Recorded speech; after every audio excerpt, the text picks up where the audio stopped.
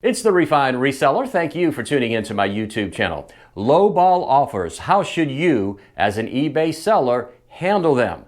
Well, in this video, I'm going to show you the most effective way to handle low ball offers. You're going to learn something, and I hope you find it informative. If you do, I hope you take the time to like this video, subscribe to my channel, and click the notification bell so you'll be notified when I post a new video.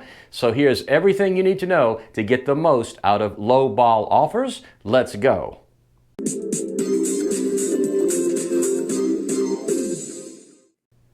I decided to do this video because I see a lot of questions about how to handle a low ball offer. And I am a member of a number of Facebook eBay seller groups. And here's a question that came up on one of those groups. I'm going to read it to you verbatim.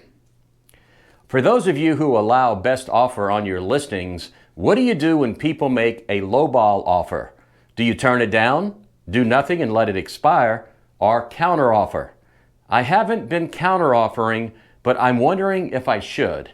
I feel like it might be asking for trouble because someone making a low-ball offer might be more inclined to be difficult if they do accept the counter-offer. Maybe my thinking is off. What are your thoughts and experiences? My experience is that people, whether playing a sport, playing cards, or negotiating a price, they like to win, and I think that is what they are doing when they make a low-ball offer on an item you have for sale on eBay. Every listing I have on eBay is buy it now, and every item has best offer. Do I get low-ball offers? Sure, I get them all the time. I absolutely do. And it seems most of the time the low-ball offers are on an item that has a low value or a low price. For example, let's say I have a DVD listed for $9.99 and I just happen to buy the DVD in a lot of 100 DVDs that I paid $20 for. So I have a total of 20 cents invested in that DVD. However, out of that lot, I have already sold enough DVDs to make my $20 investment back. So now really this DVD costs me absolutely nothing. Let's say I get a low-ball offer of $2 on my $9.99 DVD. Am I going to take it? No, I am not.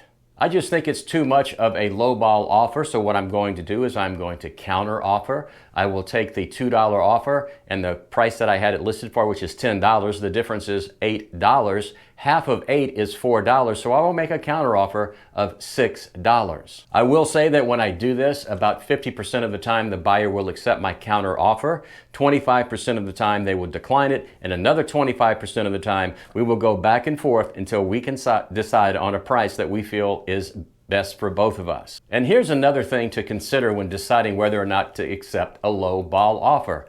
Find out how long you have had the item listed for. For example, let's say I have an item listed for $100 and it has been on sale on eBay for more than a year and it just hasn't sold. And before I listed it, I did my due diligence. I saw what similar items were selling for, but again, it has not sold in an entire year. Again, I had it listed for $100. I thought that that's what I could get for it, but to be honest, there are 159 million users on eBay and not one of those 159 million users was willing to pay $100 for my item, so it's really not worth that much. And here's my golden rule that I have told you time and time again.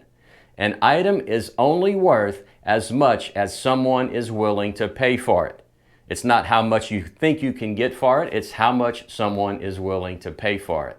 You might want to make that your golden rule as well. So let's say a little time goes by and I get an offer of $60 for the $100 item. Again, I'm not going to accept it, but I will make a counter offer halfway between what was offered and what I have it listed for, which is $80.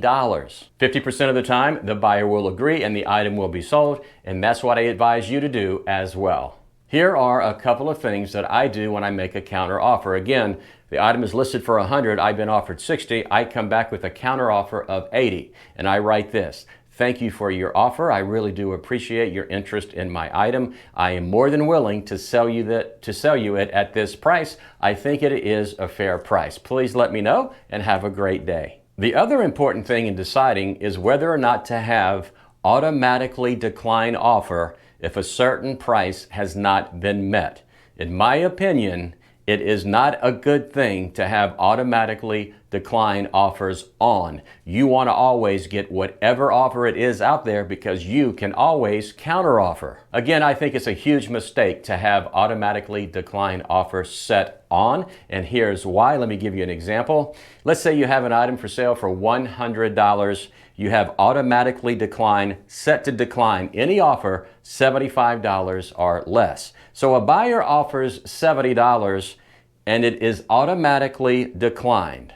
You never knew the buyer made the $70 offer, so you had no opportunity to counteroffer the $70 offer. You could have if automatically decline wasn't turned on, but you passed up the opportunity. Why? Maybe it's because you're lazy.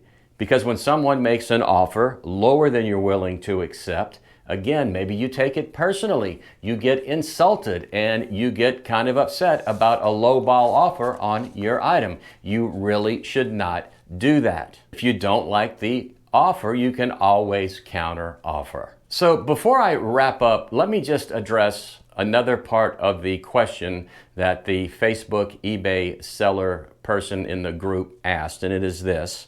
I feel like it might be asking for trouble because someone making a lowball offer might be more inclined to be difficult if they do accept a counteroffer. I don't find that to be true at all. I really have no idea why this person would think that. I mean, if I'm a buyer and an item is for sale for $100 and I offer $75 and it's accepted, I'm thrilled to death. So why would I be difficult with the seller when I got the item at a $25 discount? I really don't understand what that poster was trying to say. Let me tell you one more thing, and this is very important, and here's one more thing to think about. As a seller, I source most of my items at garage sales, and here's another golden rule that I live by. I never pay full price for an item at a garage sale because most of the time, the person having the garage sale is just trying to get rid of stuff that's been sitting around their house. So as a golden rule or a general rule, I always offer 50% of what the seller is asking for an item. And believe it or not, sometimes I go below 50% just depending on what is for sale. Again, maybe I offend the seller if I do and they don't accept my offer or don't want to counter with me. I'll simply leave and I will go to the next garage sale because more than likely the next garage sale, the seller is willing to sell me something at half or less than they were intending to. So to review, here are some things you can take away from this video that will help you make the most of lowball offers. First and foremost, do not take it personally. You don't know the person making the lowball offer, and if you want to, all you have to do is decline it. But I suggest that you counteroffer. Number two, never turn on automatically decline offer at a certain price, because if you do, you will not know that offers were made and you will not have the opportunity to counter that offer. So that's all I have for you today. I hope you found this video informative and maybe a little entertaining and that you did learn something from it. If you did, I hope you take the time to consider liking this video, subscribing to my channel, and clicking the notification bell so you'll be notified when I post a new video. This is the Refined Reseller saying, as always, do like me, buy low, sell high, good sourcing, good selling, and I'll see you next time.